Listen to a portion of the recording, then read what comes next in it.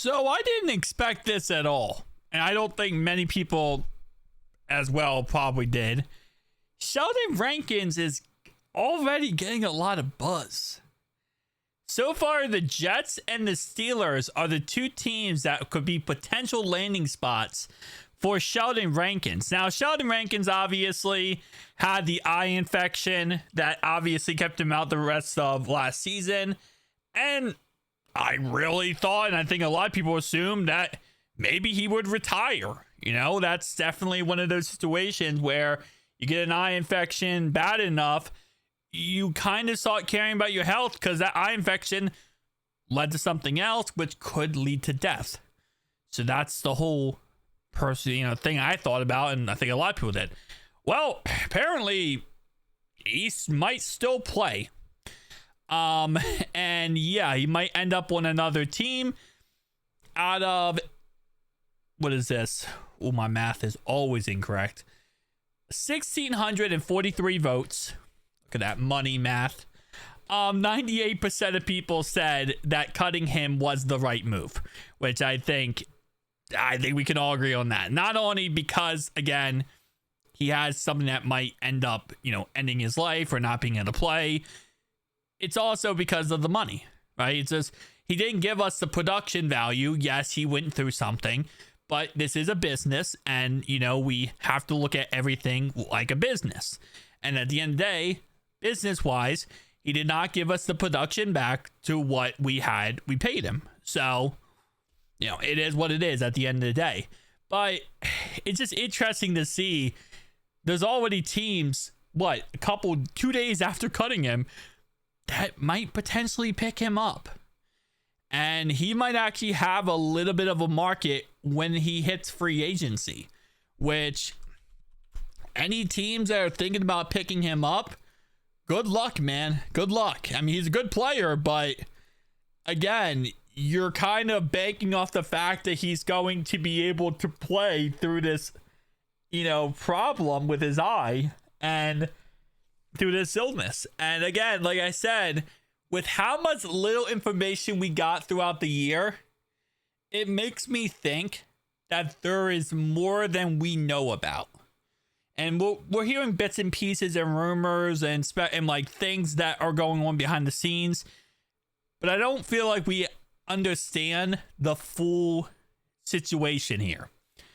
And when you look at free agency and who's going to be available at the D tackle position, it's Sheldon Rankins, BJ Hill, and we'll probably end up bringing back BJ Hill, would be my guess. Other than that situation is also weird because right now there's rumors that BJ Hill wants to go to the Colts because he wants to play in the Lou. So we might just lose a whole entire defense to Lou Anarumo in the Colts. That might be a situation we have. Mike Hilton's getting a lot of buzz. BJ Hill's getting a lot of buzz. We are really going to look like a brand new defense next year.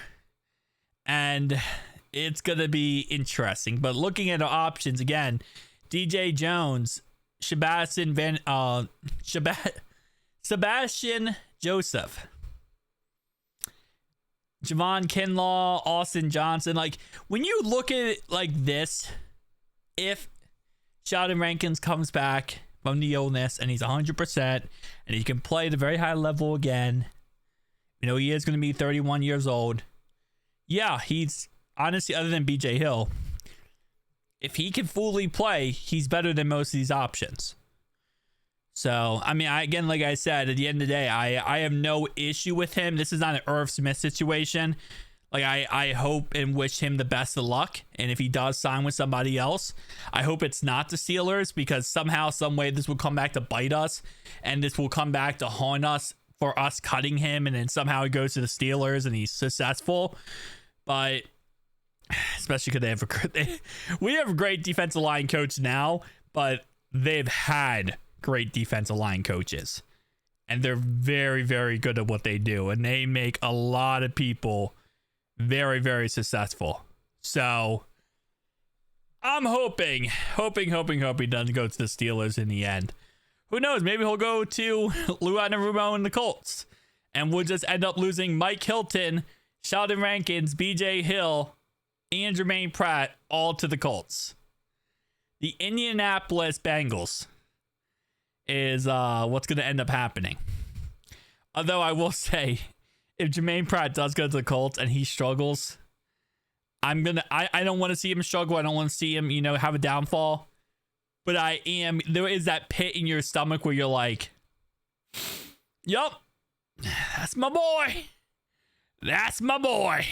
I watched that last year. But yeah, so hopefully they figure something out there. But $12.2 million is what he would command on the open market. He'll be lucky to get like bare minimum with his illness again, because you just don't know if he's gonna be able to, actually make like. When you give someone a contract, you have to trust that they're gonna be healthy and able to play. And you just can't trust that with Sheldon Rankins right now.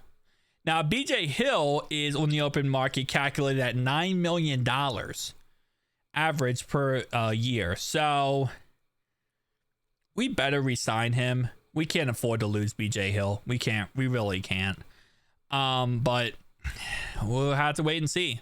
Because we still have not gotten Jamar Chase under contract. And we have a solid 12 plus 5, 17 days before free agency starts. And we still have to sign T. Higgins, even though we're going to franchise tag him on March 5th. We have to get a contract done with Jamar Chase. We have to get a contract done with Trey Hendrickson. We have so much things to do, and we still have to do them. So let's just wait and see. Wait and see how this ends up turning out. See you guys in the next one, though. Peace.